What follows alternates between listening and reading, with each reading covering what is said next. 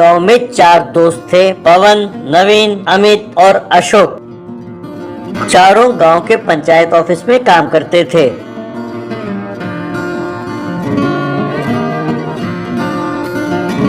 उन चारों में जो अमित था वो बड़ा मुंह फट्टा और बहुत घमंडी था।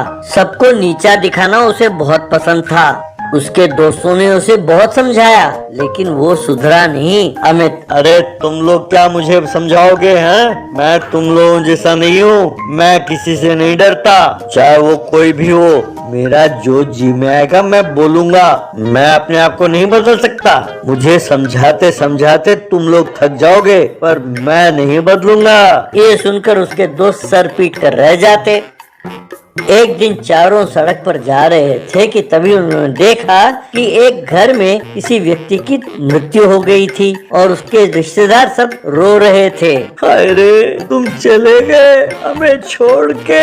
यह देखकर अमित, क्या गोपाल मर गया? चलो मुसीबत छूटी तो सही, चोर कमीना। चलो मरा तो अच्छा ही हुआ, धरती पर से बोझ तो हल्का हुआ। तब पवन, चुप हो जाए यार, वो सुनेंगे तो क्या कहेंगे? मरे हुए लोगों के बारे में ऐसे बोलना गलत है। उनकी आत्माएं बहुत परेशान होंगी। तब अमित, अरे जब जिंदा था तो मैं उसे बहुत गाली देता था, अब मरा है तो मैं क्या चुप रहूंगा? अगर उसकी आत्मा दुखी होती है तो इससे अच्छा और क्या हो सकता है? क्यों गोपाल की आत्मा कहाँ हो? सुनाई दे रही है मेरी गालियाँ? यूं कहा ऊपर देखते हुए और हंसते हुए।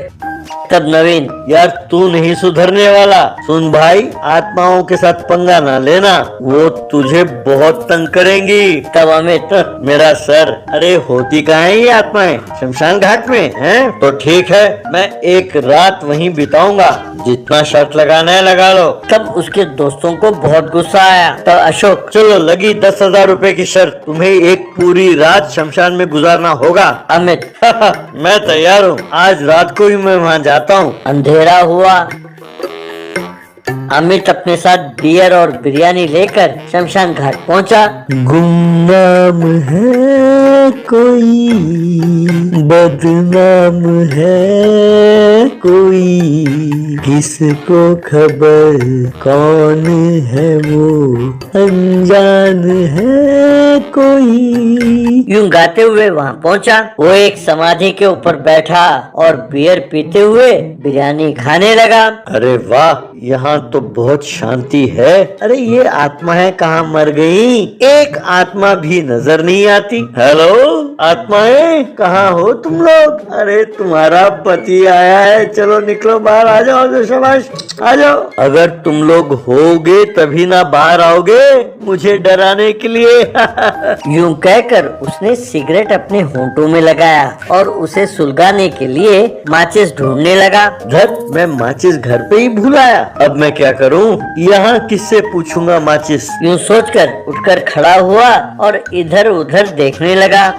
तभी एक बूढ़ा माचिस लेकर वहां पहुंचा। बूढ़ा, बेटा तुम्हें माचिस चाहिए? ये लो, ले लो माचिस। माचिस लेते हुए अमित, अरे वाह, इस कलयुग में मांगो तो भी कोई माचिस नहीं देता, और एक तुम हो कि बिना मांगे ही ला कर देते हो। हाँ, वाकई तुम बहुत ग्रेट हो। I love you. कहकर जलाने ही वाला था कि माचिस उसके हाथ से छूटकर जमीन पर गिरी।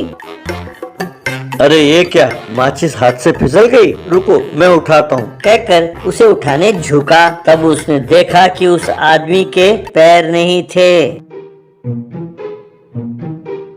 उसका पतलून हवा में लहरा रहा था। बस अमित का कलेजा मुंह को आया। वो धीरे से अपना सर ऊपर उठाते हुए, आपके पैर कहाँ हैं? तब वो बूढ़ा अपना मुंह खोलकर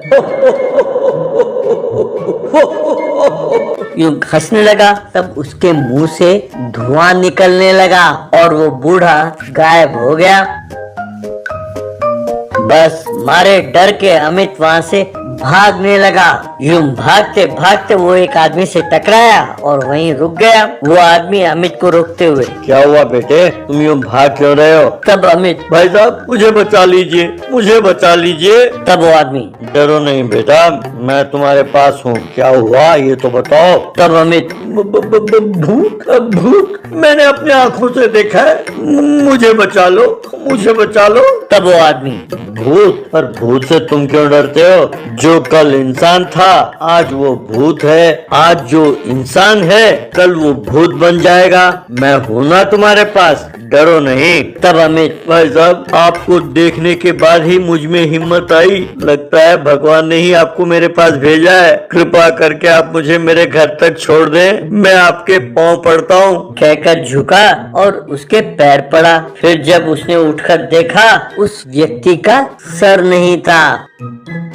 तब अमित, सर, अरे आपका सर गायब है, तो क्या आप भी भूत हैं? कहकर बेहोश होकर गिर गया।